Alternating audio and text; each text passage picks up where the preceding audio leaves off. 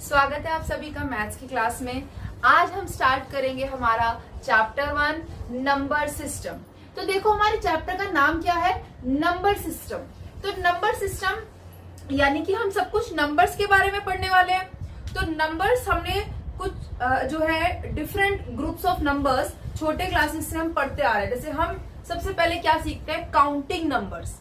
Counting numbers को हम क्या कहते हैं, नेचुरल नंबर्स। और नेचुरल नंबर्स को हम एन से रिप्रेजेंट कर सकते हैं। क्या होते हैं ये हमारे 1 2 3 4, हम जितना चाहे उतना आगे तक काउंट कर सकते हैं। उसके बाद हमने देखा था कि अगर हम काउंटिंग को 1 से ना शुरू करें, मतलब हम किसी होल नंबर, किसी होल ऑब्जेक्ट की जब काउंटिंग के लिए हम नंबर्स को चूज करते हैं तो हम वो काउंटिंग कहां से शुरू करते हैं, 0 से शुरू करते हैं। तो जो काउंटिंग नंबर्स, अगर हम किसी भी चीज की काउंटिंग के लिए अगर नंबर्स को काउंट करना 0 से स्टार्ट कर दें, 0 1 2 3 4 एंड सो ऑन, तो वो नंबर्स कहलाते हैं होल नंबर्स।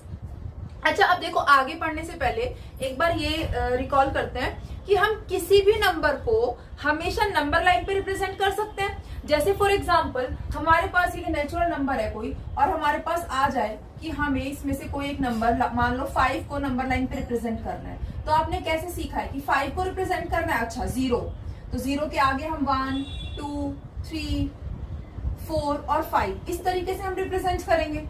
अब ये क्या है, नंबर लाइन है। हमने ये भी पढ़ा हुआ है कि हम किसी भी नंबर को नंबर लाइन के ऊपर रिप्रेजेंट कर सकते हैं। तो ये जो नंबर लाइन है, तो पहले इस लाइन वर्ड को देखो। लाइन क्या होती है, जो कि हम, जिसके क्या होते हैं, no fixed point which can be extended in both direction. एक लाइन को हम जितना चाहे मर्जी उतना एक्सटेंड कर सकते हैं, एक लाइन का कोई भी फिक्स्ड पॉइंट नहीं होता। तो यहाँ पर जब हम इन नंबर्स को नंबर लाइन पर रिप्रेजेंट कर रहे हैं तो हम आगे ही क्यों जा रहे हैं, हम पीछे भी तो जा सकते हैं, क्योंकि ये लाइन है और लाइन सिर्फ एक डायरेक्शन में थोड़ी ना एक्सटेंड होगी, पीछे के डायरेक्शन में भी एक्सटेंड हो सकती है। और वहीं से हमने हमारा नेक्स्ट टाइप पढ़ा था इंटीजर्स, कि जैसे हम 0 से आगे राइट साइड में नंबर लाइन में नंबर्स को लेकर जा सकते हैं, तो अगर हम लेफ्ट में जाएं तो आगे जाएंगे तो कोई भी वैल्यू बढ़ती जाएगी, प्लस होगी, पीछे जाएंगे तो वैल्यू कम होगी यानी कि माइनस होगी। तो जब हम नंबर लाइन के पीछे जाएंगे 0 के, तो हमारे पास कैसे नंबर्स आएंगे, -1 -2 एंड सो ऑन। तो ये क्या कहलाए हमारे, this group of numbers are called integers, जिसमें क्या है, हमारे सारे होल नंबर्स हैं, 0 है, सारे नेचुरल नंबर्स है मतलब होल नंबर्स, और सारे नेचुरल नंबर्स का क्या है, नेगेटिव है। ये सारे कौन से नंबर्स कहलाए, ये कहलाए इंटीजर्स। अब इंटीजर्स को भी नंबर लाइन पर रिप्रेजेंट कर सकते हैं, तो हम नंबर लाइन को पीछे के डायरेक्शन में आगे एक्सटेंड कर सकते हैं। तो ये क्या हुआ, ये पॉजिटिव साइड हुआ नंबर लाइन का, और ये क्या हुआ, नेगेटिव साइड हमारे नंबर लाइन का। तो ये हुए -1 -2 -3 -4 एंड सो ऑन। तो ये तो हमारे क्या हो गए, इंटीजर्स हो गए, नेचुरल नंबर्स हो गए, होल नंबर्स हो गए। उसके बाद हमने एक ग्रुप ऑफ नंबर्स पढ़ा था कि जैसे कोई भी चीज अगर वो होल है, कंप्लीट है, तो हम 1 2 3 4 कर रहे हैं, या नेगेटिव में है तो -1 -2 -3 इस तरीके से काउंट कर रहे हैं। लेकिन अगर कोई चीज पूरी नहीं है, होल नहीं है, सिर्फ उसका कुछ हिस्सा है, जैसे हाफ 1/2 1/3 1/3 2/5 3/4, ये सब क्या है, These are not complete numbers, ये होल नंबर्स नहीं है, बट ये क्या है, पार्ट ऑफ होल है।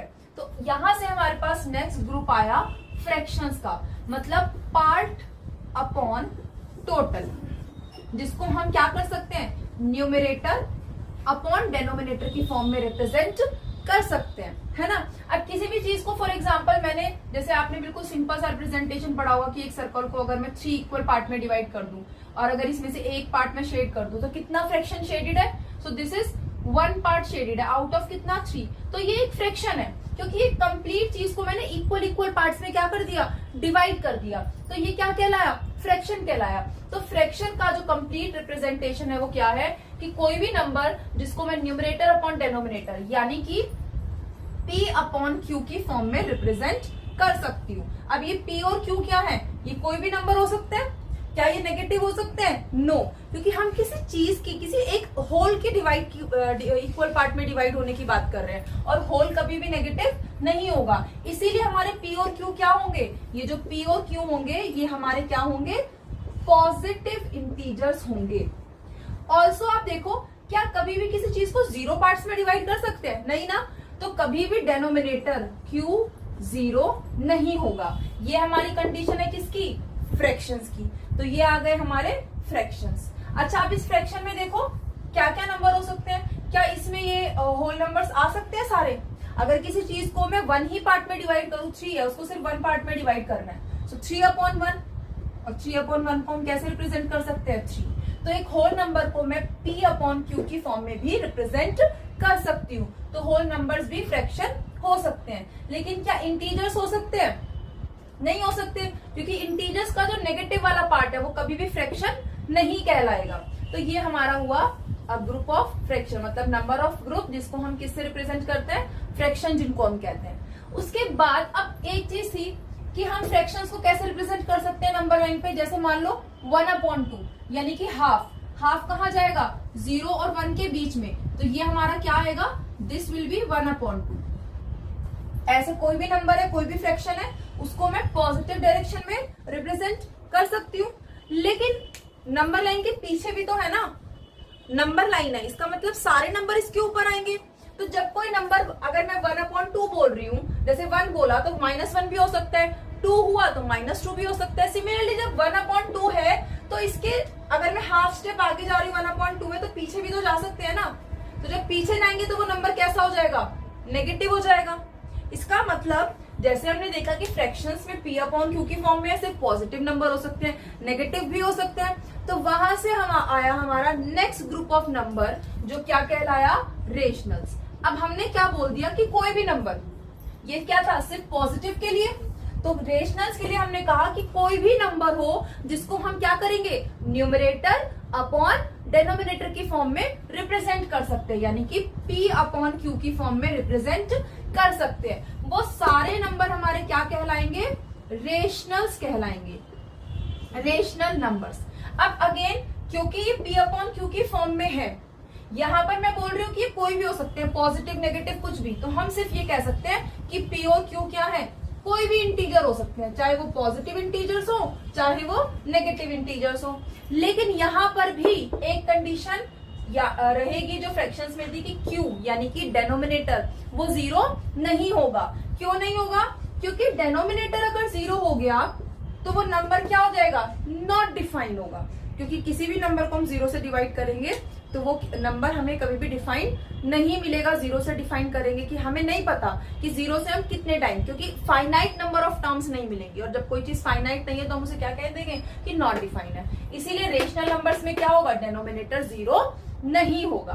तो ये हमारे कुछ ग्रुप ऑफ नंबर्स हैं जो कि हम पढ़ चुके हैं। अब इस चैप्टर में हम इन्हीं के पहले फर्स्ट एक्सरसाइज में कुछ रिलेशंस पढ़ने वाले हैं। तो उसके लिए हमें ये अच्छे से पता होना चाहिए। अगर आपको ये पता है कि किस ग्रुप ऑफ नंबर्स में क्या चीज आती है, तो आप क्वेश्चंस जो है इसके, जो स्पेशली जो रीजनिंग क्वेश्चंस होते हैं एग्जाम में, वो आप आराम से कर सकते हो। अब देखो रिलेशनशिप, अगर हम इनके बीच के रिलेशंस देखें तो हमारे पास नेचुरल नंबर्स है। इसमें क्या है? सारे काउंटिंग नंबर 1 2 3 4 ये सब चलते आ रहे हैं। अगर मैं होल नंबर में देखूं तो 0 के अलावा ये सारे नंबर क्या है? ये सब के सब नेचुरल नंबर्स ही तो हैं। तो इसका मतलब जितने भी नेचुरल नंबर्स हैं वो सारे के सारों में अगर मैं 0 और प्लस कर दूं तो 0 और नेचुरल नंबर्स ये सब मिलकर क्या बन गए? होल नंबर्स बन गए। मतलब क्या हुआ कि जो नेचुरल नंबर्स हैं they are smaller than whole numbers, or we can say that this group of number is a part of whole number। कह सकते हैं हम ये चीज। तो अब दूसरी चीज, होल नंबर्स का देखो इंटीजर्स के साथ रिलेशन कुछ है, कुछ कॉमन है। जैसे यहाँ पर देखो होल नंबर 0 से लेके 1 2 3 4 सारा पॉजिटिव डायरेक्शन। इंटीजर्स में भी तो 0 से आगे सारे के सारे क्या है? नेचुरल नंबर्स हैं। और यहाँ पीछे नेगेटिव ऑफ नेचुरल नंबर्स हैं। तो ये वाला पूरा पार्ट तो होल नंबर का ही है ना। इसका मतलब इंटीजर्स अगर मैं होल नंबर्स में प्लस कर दूं क्या? Negative of natural numbers, negative of natural numbers, तो क्या बन जाएंगे? तो बन जाएंगे हमारे इंटीजर्स का ग्रुप। यानी सारे के सारे होल नंबर्स का ग्रुप किसके अंदर इंक्लूडेड है? देखो इंटीजर्स में इंक्लूडेड है। जैसे सारे के सारे नेचुरल नंबर्स का ग्रुप किसमें इंक्लूडेड था? होल नंबर्स में। तो मैं ये कह सकती हूँ कि क्या होल नंबर्स इंटीजर से छोटा है उनका ग्रुप? यस। और ऑल्सो जो होल नंबर्स का ग्रुप है वो सारा का सारा किसके अंदर आ रहा है? इंटीजर्स के अंदर आ रहा है। ठीक है। अब बात करते हैं फ्रैक्शंस की। जितने भी सारे फ्रैक्शंस है वो क्या है, पार्ट अपॉन टोटल। तो इसमें देखो नेगेटिव तो कुछ भी नहीं है, क्योंकि पी और क्यू क्या है, हमारे पॉजिटिव इंटीजर्स हैं। तो क्या इंटीजर्स हमारे फ्रैक्शन में आ सकते हैं? नहीं आ सकते। लेकिन होल नंबर्स तो आ सकते हैं, क्योंकि होल नंबर्स क्या है, सारे जीरो से आगे पॉजिटिव, और किसी भी होल को मैं पी अपॉन क्यू की फॉर्म में लिख सकती हूँ। जैसे फॉर एग्जांपल 7 को लिख सकते हैं 7/1, 101 को क्या लिख सकते हैं, 101/1। तो ये सारे के सारे क्या है, इन सबको हम किस में लिख सकते हैं, पी अपॉन क्यू की फॉर्म में लिख सकते हैं। तो सारे होल नंबर्स को किस में रिप्रेजेंट कर सकते हैं हम कह सकते हैं कि सारे होल नंबर्स किस में आ रहे हैं, फ्रैक्शंस में आ रहे हैं, क्योंकि होल नंबर्स और प्लस जो रिमेनिंग जो पी अपॉन क्यू की फॉर्म के वो सबके सब कहाँ आ रहे हैं, फ्रैक्शंस में आ रहे हैं। तो यहाँ से इंटीजर्स में तो फ्रैक्शंस, इंटीजर्स का ग्रुप तो फ्रैक्शंस के अंदर नहीं आ रहा, लेकिन होल नंबर्स का ग्रुप आ रहा है वापस से फ्रैक्शन में, क्योंकि इंटीजर्स का नेगेटिव वाला पार्ट यहाँ नहीं आएगा। तो होल नंबर्स तो आ रहे हैं और होल नंबर्स आ रहे हैं। होल नंबर से छोटा कौन सा ग्रुप था, नेचुरल नंबर था। तो एक ही केस हो गया हमारा और एक ये केस हो गया, ठीक है। उसके बाद हमारा है रेशनल नंबर्स का लास्ट जो ग्रुप अभी हमने पढ़ा। रेशनल नंबर्स क्या थे, कोई भी नंबर जिसको पी अपॉन क्यू की फॉर्म में लिख सके। हम होल नंबर्स को पी अपॉन क्यू की फॉर्म में लिख सकते हैं, जैसे 7/1, 4/1, 2/1, कोई भी लिख सकते हैं। 0/1 सारे होल नंबर्स आएंगे रेशनल्स में, और सारे होल किस में आ रहे हैं, फ्रैक्शंस में आ रहे हैं। सारे नेचुरल नंबर्स किस में आ रहे हैं, होल नंबर्स में आ रहे हैं, तो इनको भी पी अपॉन क्यू की फॉर्म में लिख सकते हैं हम। तो रेशनल्स के अंदर ये वाला ग्रुप भी आ जाएगा। रेशनल्स के अंदर क्या आ गया, नेचुरल नंबर्स का ग्रुप भी आ गया, होल नंबर्स का ग्रुप भी आ गया, और इंटीजर्स भी आएंगे रेशनल नंबर्स में, क्योंकि ये जो पी अपॉन क्यू की फॉर्म है इसमें पी और क्यू क्या इंटीजर्स है, पॉजिटिव भी है और नेगेटिव भी है। तो अगर मान लो कोई नेगेटिव नंबर मान लो -2 है, तो -2 को हम पी अपॉन क्यू की फॉर्म में लिख सकते हैं -2/1। तो सारे इंटीजर्स भी किस में आ जाएंगे, हमारे रेशनल नंबर्स में आ जाएंगे। तो हम ये कह सकते हैं कि सारे के सारे नेचुरल्स, होल, इंटीजर्स, ये सब के सब किस में आ रहे हैं, ये सब पार्ट है किसका, रेशनल नंबर्स का। अब क्या फ्रैक्शन है रेशनल का पार्ट, फ्रैक्शन क्या था, पी अपॉन क्यू की फॉर्म में, लेकिन वो सिर्फ पॉजिटिव साइड के लिए था, और रेशनल क्या है, पॉजिटिव भी और नेगेटिव भी। तो ये भी इसका एक पार्ट हुआ, तो फ्रैक्शंस भी इसका एक पार्ट है। तो जितने भी ये सारी सब कैटेगरीज जो हमने पहले पढ़ी है नंबर्स की, चाहे वो नेचुरल नंबर्स हो, चाहे होल नंबर्स हो, इंटीजर्स हो या फ्रैक्शंस हो, वो सबके सब क्या है, they are a part of rational numbers. क्योंकि इन सभी नंबर्स को अगर हम रेशनल की डेफिनेशन के हिसाब से देखें तो इन सबको हम P upon Q, numerator upon denominator की फॉर्म में लिख सकते हैं। और कोई भी नंबर जो न्यूमरेटर अपॉन डेनोमिनेटर की फॉर्म में आ जाए वो क्या कहलाएगा, रेशनल कहलाएगा। तो जैसे यहाँ पर ये नेचुरल होल का पार्ट है, होल इंटीजर का पार्ट है, और इंटीजर किसका पार्ट है, रेशनल्स का। ऐसे ही नेचुरल होल का पार्ट है, होल फ्रैक्शन का पार्ट है, और फ्रैक्शन किसका पार्ट है, रेशनल का। तो ये जो है रिलेशन, बस आपको ये ध्यान रखना है for reasoning questions of this first exercise. अगर आपको ये रिलेशन ध्यान है, अगर ये रिलेशन आपको ध्यान है, तो आप रीजनिंग के सारे क्वेश्चन बस बेटा इसी से कर सकते हो, ठीक है। कैसे क्वेश्चंस आ जाते हैं, जैसे एग्जांपल भी है आपके एक्सरसाइज से पहले कि वहां पर आपसे पूछा गया क्या every whole number is every whole number are rational, क्या सारे होल नंबर रेशनल्स हैं। तो आप देखो क्या सारे होल नंबर रेशनल हैं, जितने भी होल नंबर है वो सब कहाँ आ रहे हैं, रेशनल से छोटे है ना, रेशनल के अंदर आ रहे हैं सारे के सारे। तो हमारा क्या आंसर हो जाएगा, यस। फिर क्वेश्चन आ जाए क्या सारे इंटीजर्स रेशनल हैं, देखो है तो यस इसमें भी आ जाएगा। फिर अगर क्वेश्चन आ जाए क्या सारे इंटीजर्स फ्रैक्शन है, क्या इन दोनों में कोई रिलेशन है, नहीं है ना। मैंने बताया था कि इंटीजर्स क्या है, नेगेटिव साइड भी होती है, और फ्रैक्शंस क्या है, सिर्फ पॉजिटिव पार्ट है। तो क्या सारे इंटीजर फ्रैक्शन है, नहीं है। तो क्या सारे फ्रैक्शन हो सकते हैं इंटीजर, फ्रैक्शन क्या हो, जैसे 3/4 फ्रैक्शन है, क्या ये इंटीजर है, नहीं है, क्योंकि इंटीजर क्या है, नेचुरल नंबर्स, जीरो और नेगेटिव ऑफ नेचुरल नंबर्स। वहां पर पी अपॉन क्यू की फॉर्म में हम नंबर को नहीं वो कर रहे हैं रिप्रेजेंट, लेकिन यहाँ पर क्या है, फ्रैक्शंस में कोई भी नंबर पी अपॉन क्यू की फॉर्म में। तो सारे ना तो फ्रैक्शंस हमारे इंटीजर्स हैं और ना ही इंटीजर फ्रैक्शन है, मतलब ना सीधे जाने पर रिलेशन मिल रहा है ना उल्टे जाने पर रिलेशन मिल रहा है। तो फ्रैक्शन और इंटीजर्स के बीच में कोई भी रिलेशन नहीं है। तो अगर क्वेश्चन आ जाए क्या सारे इंटीजर फ्रैक्शन है, नो। क्या कोई भी फ्रैक्शन सारे फ्रैक्शन इंटीजर है, नो, ठीक है। बट कुछ हो सकते हैं, जैसे मैं इंटीजर ले लूं 4, 4 एक पॉजिटिव इंटीजर है तो वो फ्रैक्शन हो सकता है कैसे, 4/1। मैं कोई फ्रैक्शन ले रही हूँ जिसका डेनोमिनेटर 1 है और वो पॉजिटिव नंबर है, क्योंकि फ्रैक्शंस में तो नेगेटिव हो ही नहीं सकते, तो वो एक इंटीजर हो सकता है। बट जैसे ही टर्म आ गई ऑल तो वहां पे आंसर क्या हो जाएगा, फॉल्स हो जाएगा। तो ये हमारी एक टाइप ऑफ क्वेश्चन है। अब दूसरा जो हम पढ़ेंगे, हमारे पास कोई भी नंबर है, जैसे हमने देखा कि किसी भी नंबर को हम नंबर लाइन पे रिप्रेजेंट कर सकते हैं, चाहे वो पॉजिटिव साइड हो चाहे नेगेटिव साइड हो। क्योंकि और अब नंबर लाइन क्या है, लाइन क्या है, जब हम बहुत सारे पॉइंट्स को एक साथ मिला करके इकट्ठा एक स्ट्रेट लाइन बना देते हैं तो वो लाइन बनती है।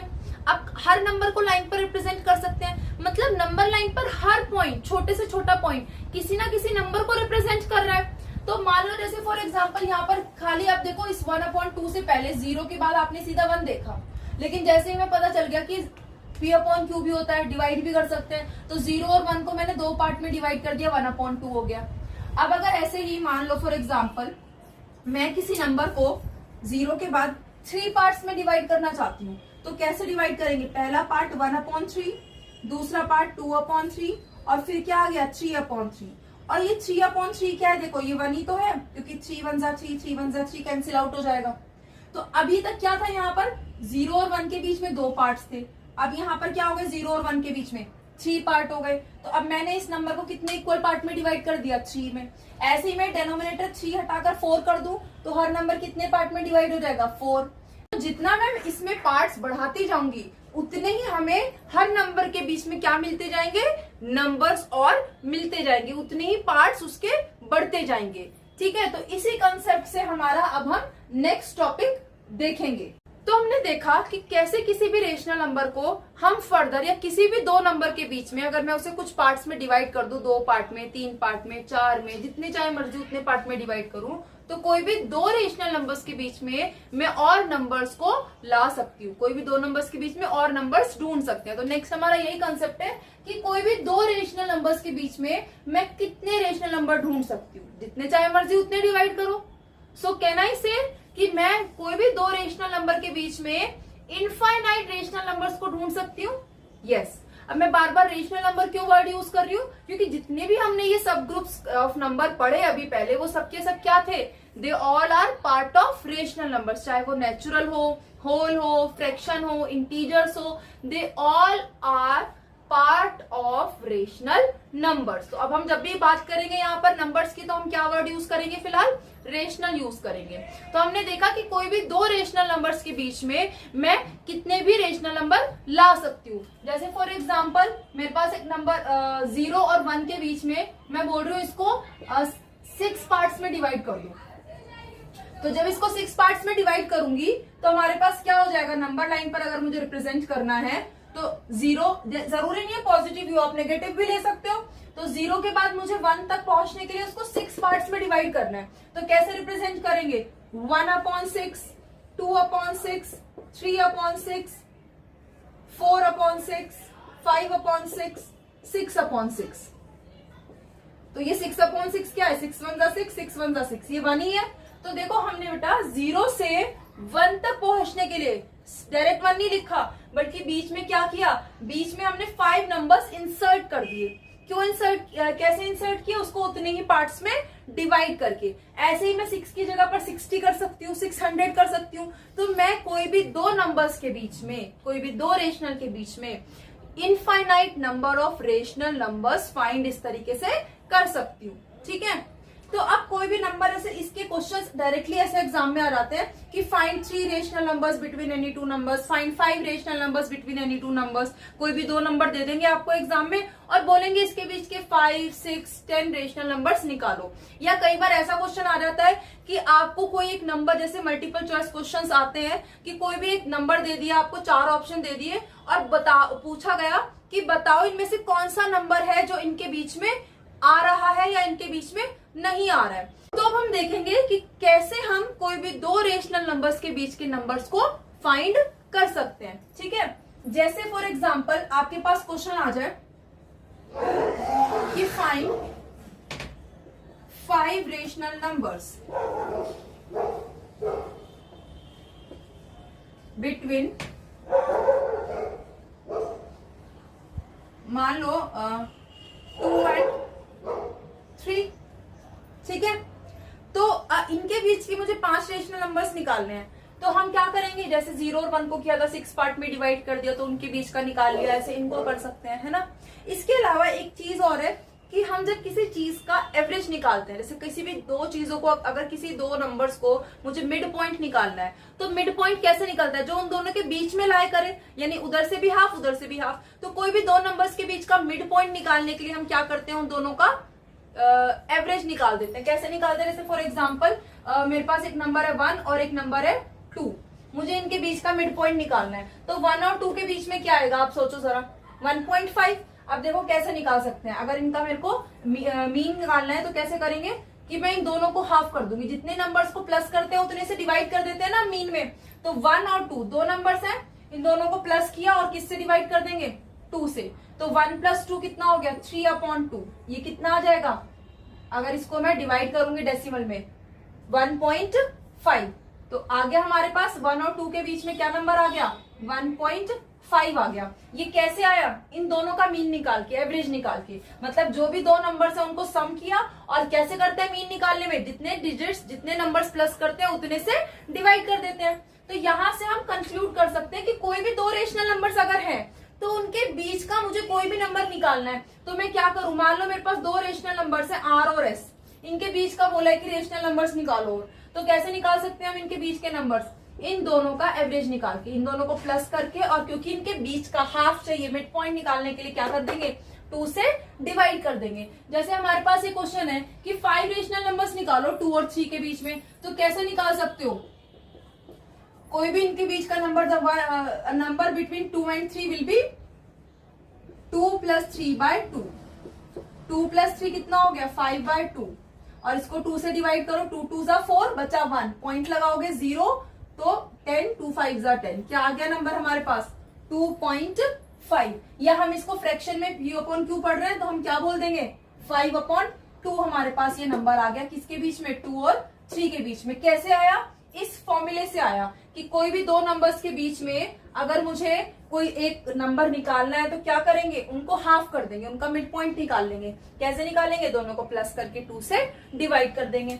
ये एक आया, निकालने कितने थे, 5। तो पहला तो ये आ गया।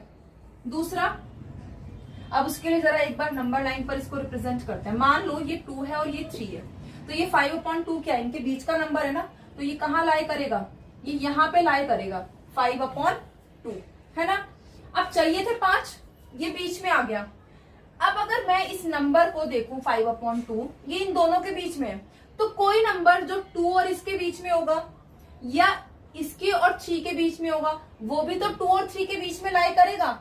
तो जैसे हमने 2 और 3 का मिड पॉइंट निकाला, वैसे ही हम इस नंबर का और 3 का मिड पॉइंट निकाल सकते हैं, या इस नंबर का और 2 का मिड पॉइंट निकाल सकते हैं। और मिड पॉइंट कैसे निकालना है, जैसे 2 के साथ निकालना है, मान लो 2 और 5/2 का निकालना है, तो मैं 2 और 5/2 को प्लस करके क्या कर दूंगी, 2 से डिवाइड। अब इसको कैसे करोगे, देखो इसके नीचे तो कुछ नहीं है, तो क्या लगा देंगे, 1। तो ये क्या हो जाएगा, 1 और 2 का एलसीएम 2, इधर 1 में क्या मल्टीप्लाई करेंगे, 2 हो जाए 2, तो ऊपर भी किया, 2 2 = 4, प्लस यहाँ तो 2 है, तो ये 5 एज इट इज। इसके नीचे भी तो 2 था, डेनोमिनेटर में है ना ये 2, तो ये किससे डिवाइड मल्टीप्लाई होगा, डेनोमिनेटर से ही होगा।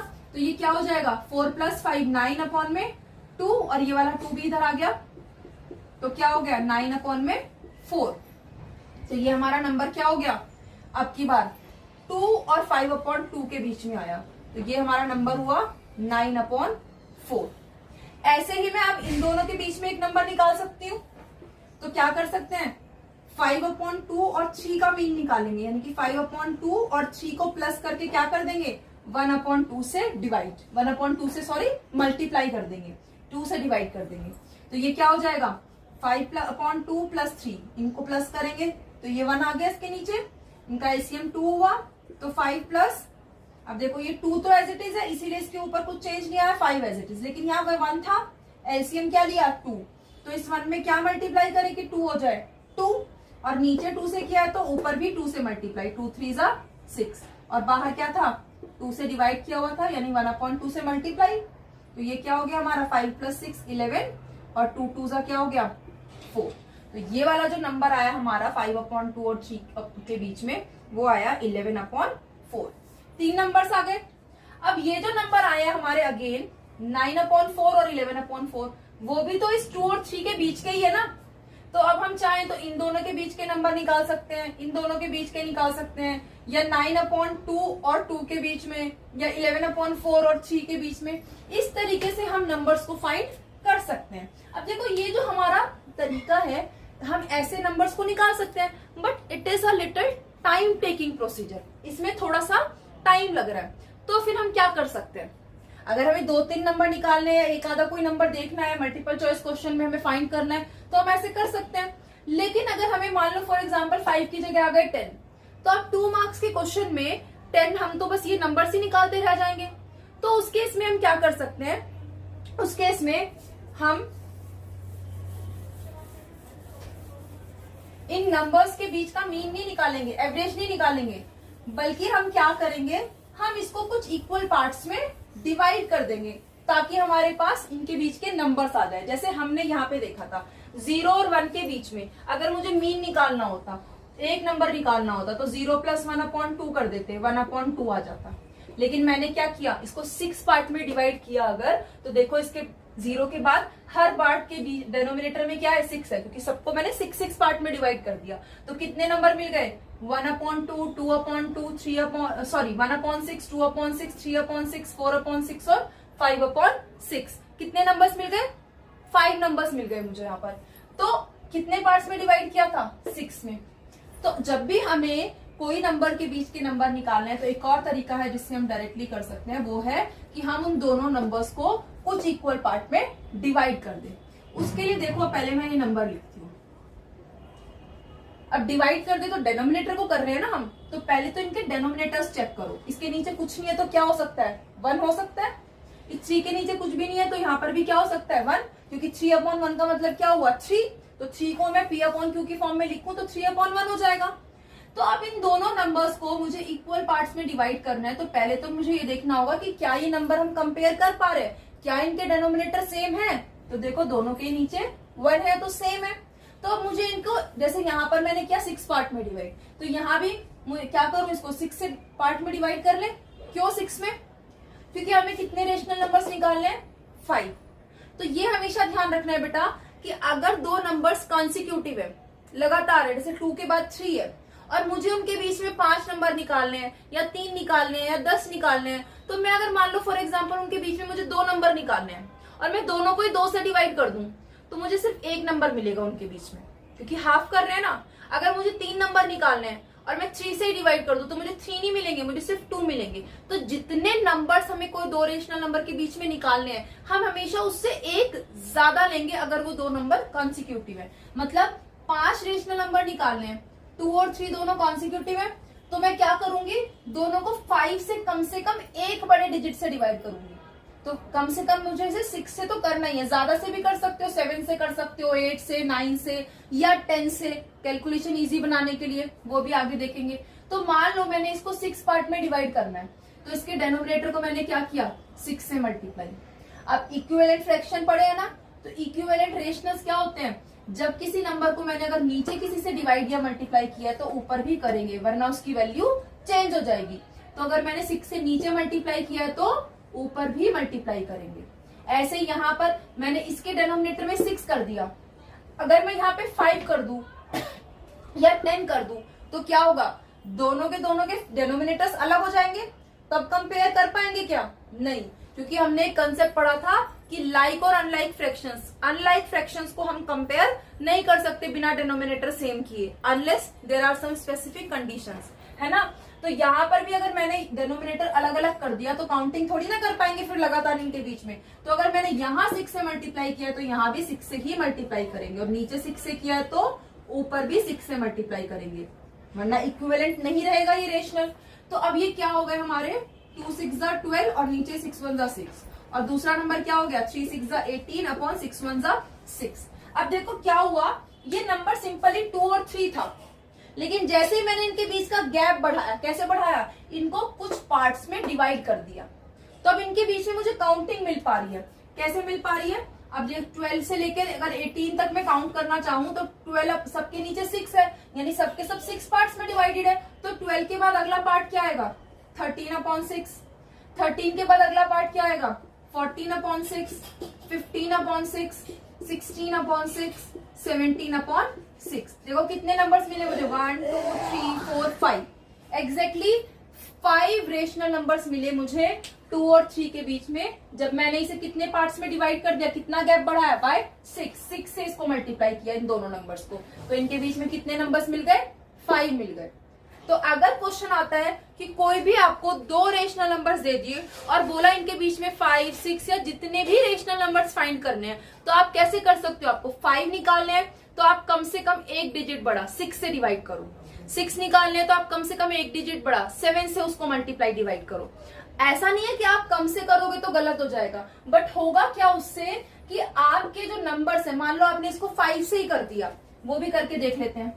मान लो आपने इसको 5 से कर दिया, 2/1 5। आपने देखा कि 5 नंबर्स निकालने हैं, तो नई दिमाग में जो हमारे दिमाग में आएगा हम एग्जाम टाइम में फटाफट वही करेंगे ना। 5 से कर दिया, अब नीचे 5 से किया तो ऊपर भी करेंगे। इधर ऐसे ही 3/1 को नीचे 5 से किया तो ऊपर भी 5 से करेंगे, तो गलत तब भी नहीं होगा। लेकिन क्या होगा? देखो 2 5 10/5 और यहाँ पर आ गया 3 5 15/5। अब जब इनके बीच के आप काउंटिंग शुरू करोगे तो देखो क्या होगा? 11/5, 12/5, 13/5 और 14/5। 14 के बाद तो फिर 15 ही आ गया। कितने नंबर्स मिले? देखो 1 2 3 4। तो आपके नंबर्स कम पड़ जाएंगे। फिर आप क्या करोगे?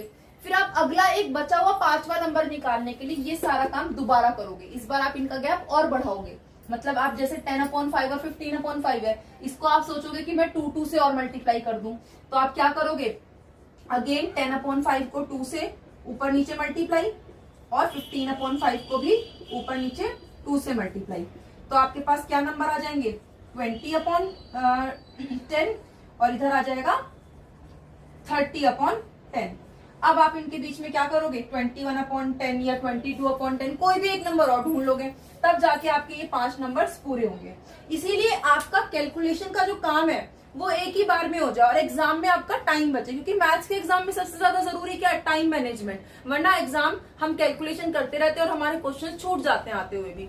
तो इसीलिए आप बेटा ये ध्यान रखना, ये क्वेश्चन आता जरूर है। जब भी आपके पास आए ऐसा कि 5 रेशनल नंबर निकालो, 10 निकालो, जितने भी निकालो, तो आप क्या करोगे? जितने नंबर्स निकालने हैं उससे कम एक ज्यादा से मल्टीप्लाई करो, उससे कम एक ज्यादा नंबर से मल्टीप्लाई डिवाइड करो दोनों ही नंबर्स को। ये कब था? जब दोनों के डेनोमिनेटर्स क्या थे? सेम थे। अब एक क्वेश्चन हम देखेंगे आगे एक्सरसाइज के क्वेश्चंस के साथ ही उसको, कि जब अगर डेनोमिनेटर सेम है तो हम कैसे कर सकते हैं। तो अब हम डायरेक्टली देखते हैं एक्सरसाइज 1.1 के क्वेश्चंस।